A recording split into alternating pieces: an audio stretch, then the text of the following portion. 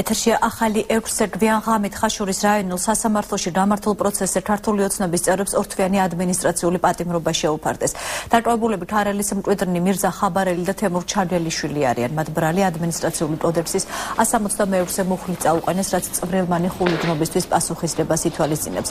მირზა ხაბარელი კოალიცია ქართული ოცნების ბრძანისის მაჟორიტარი დეპუტატობის კანდიდატი შოთა ხაბარელის ძმის შვილია.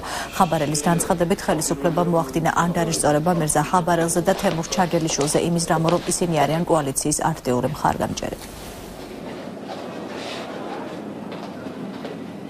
ესენი არიან სოფლის მკვიდრები, სადაც მოხდა ეს ინციდენტი, ჩავიდნენ თვითონ მიწის საკითხი იყო გასაკვები, მიწასთან დაკავშირებით, დამტკიცებასთან დაკავშირებით და აი მაშინ მოხდა ესენი მივიდნენ ქართული ოცნების მაისურებში იყვნენ ჩაცმულები.